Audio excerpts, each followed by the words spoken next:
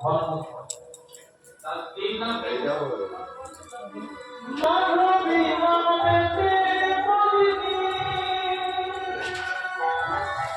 যে দাদা লুচি ভাজছে সুন্দর করে।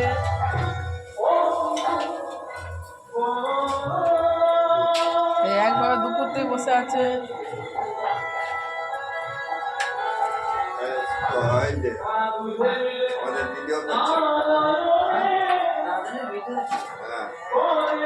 ফেসবুকে ছাড়বো, উনি রান্না করবে, আরো আরো ডাক আসবে।